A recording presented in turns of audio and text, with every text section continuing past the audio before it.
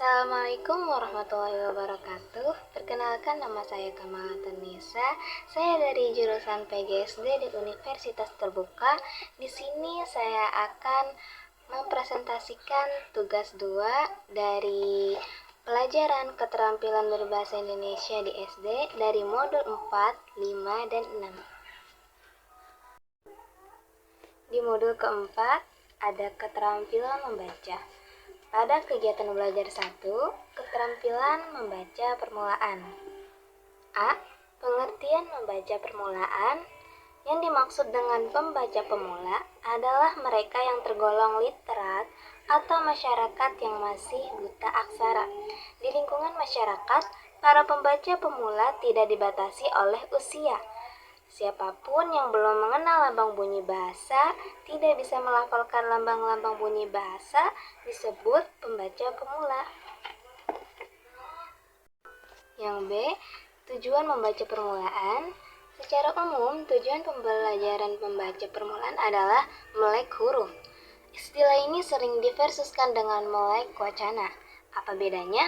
Melek huruf secara sederhana dapat diartikan sebagai kemampuan mengenali lambang-lambang bahasa tulis dan kemampuan menyembunyikannya atau melafalkannya dengan benar. Sebagai contoh, si pembaca dapat membedakan badu dengan dadu melalui pelafalan kedua kata itu. Meskipun pada awal-awal masa pengenalan lambang itu, boleh jadi si pembaca belum memahami artinya. Yang C, ada fungsi membaca permulaan. Membaca permulaan berfungsi sebagai peletak dasar atau fondasi bagi keberhasilan seseorang dalam semua aspek kehidupannya kelak. Terdapat banyak ungkapan bijak yang mengimplisitkan betapa pentingnya peran dan fungsi membaca bagi kehidupan. Yang D, ada jenis-jenis membaca permulaan. Yang pertama yaitu ada membaca nyaring atau membaca bersuara. Membaca nyaring pada kelas permulaan dimaksudkan untuk mengukur tingkat ketercapaian melek huruf si pembelajarnya. Pada tataran linguistik, lambang bunyi terkecil adalah fonem yang biasa dilambangkan pada berbagai bentuk huruf seperti yang terdapat dalam sistem alfabet kita. Lambang-lambang bunyi terkecil yang berwujud fonem memiliki arti sebelum dirangkai menjadi kata-kata. Kata-kata lepas hanya mengandung arti harfiah yang tidak selalu bisa mewadahi maksud pengujar atau penulisnya. Yang kedua, ada membaca teknis, yaitu selain membaca bersuara, jenis membaca permulaan yang diajarkan di kelas rendah adalah membaca teknis. Pada membaca jenis ini, anak sudah mulai dibimbing ke arah pembacaan teks secara tepat menurut pelafalan dan intonasinya.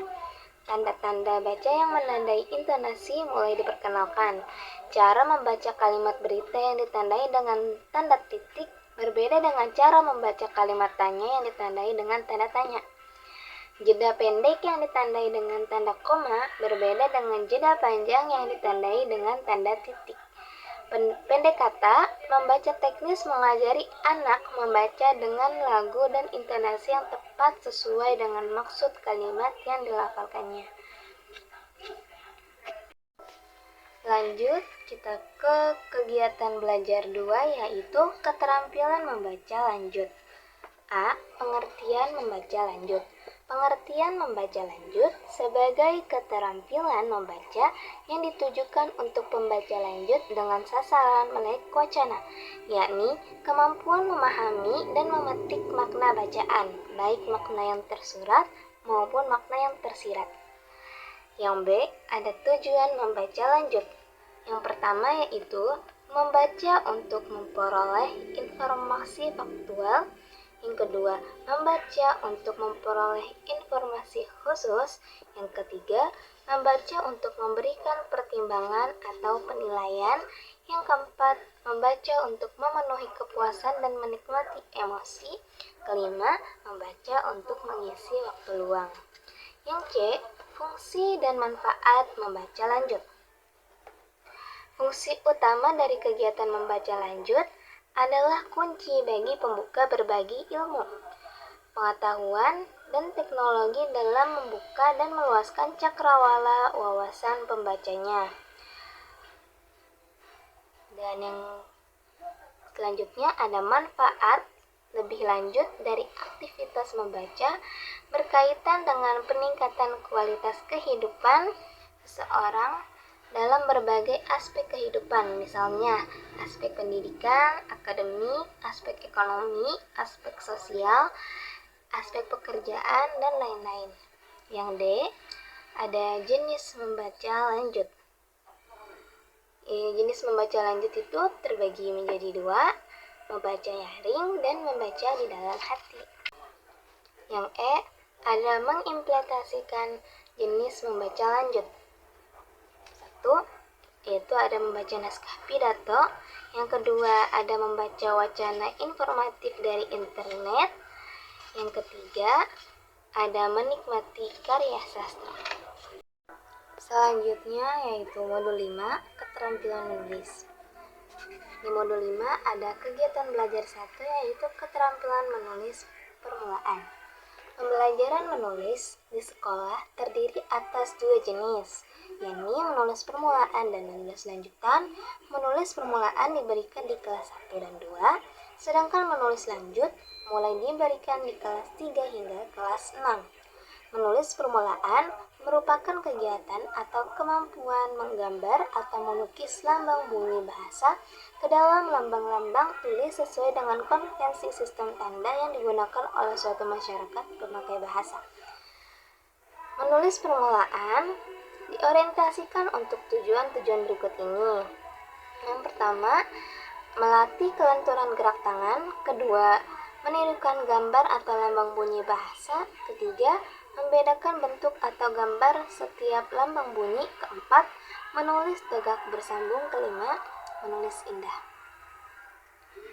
Jenis-jenis menulis permulaan yang diajarkan atau dilatihkan ke kelas 1 dan 2 yaitu yang pertama ada menjiplak berbagai bentuk gambar.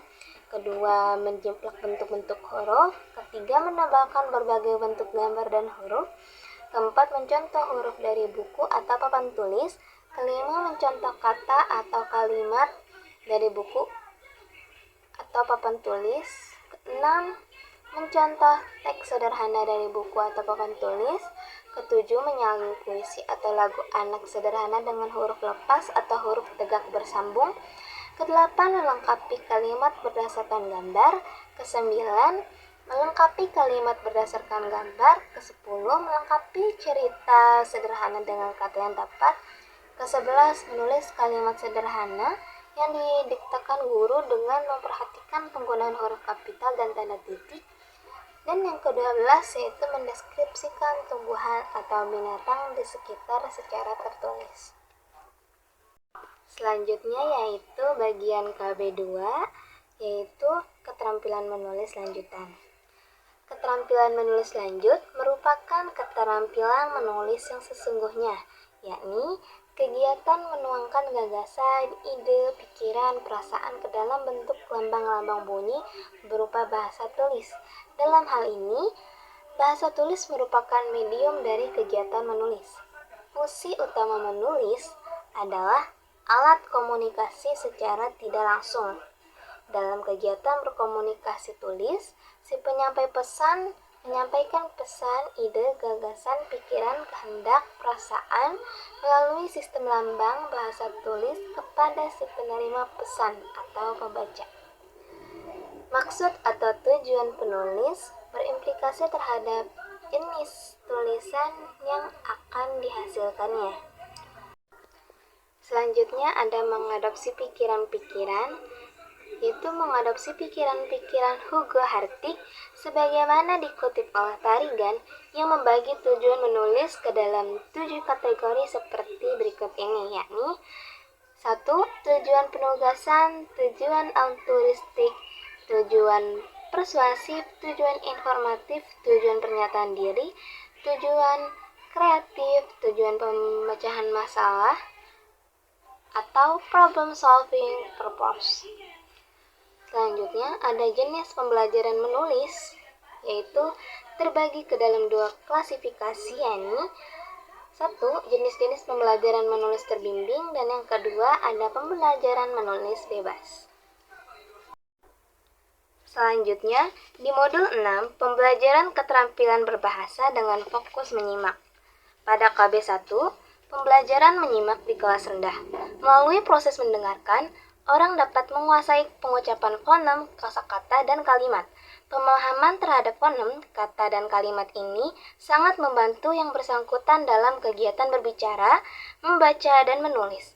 Petunjuk-petunjuk dalam belajar berbicara, membaca, atau menulis selalu disampaikan melalui bahasa lisan.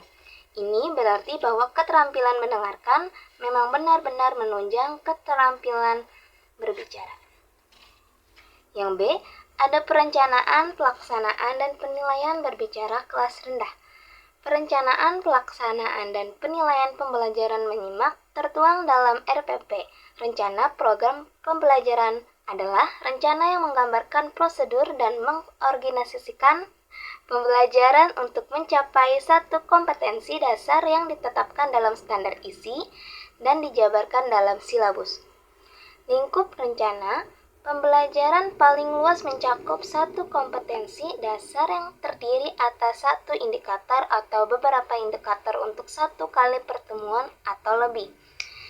RPP digunakan sebagai acuan bagi guru untuk melaksanakan kegiatan pembelajaran agar lebih terarah dan belajar efisien dan efektif.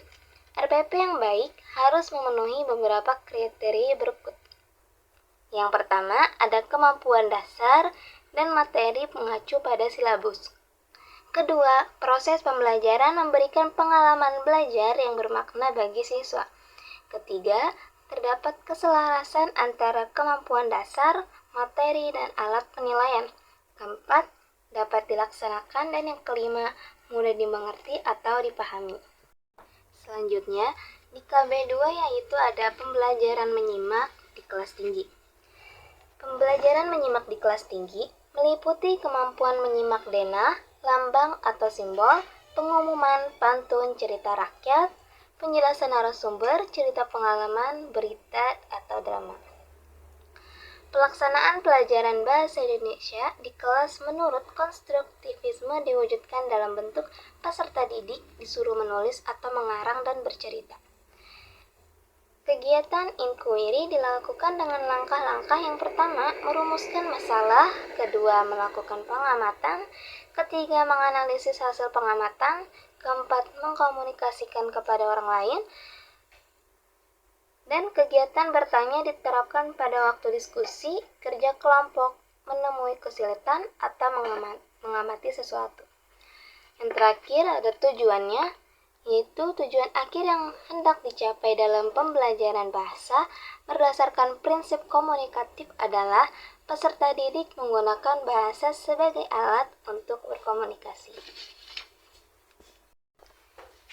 Itu saja presentasi yang dapat saya sampaikan. Kurang lebihnya mohon maaf.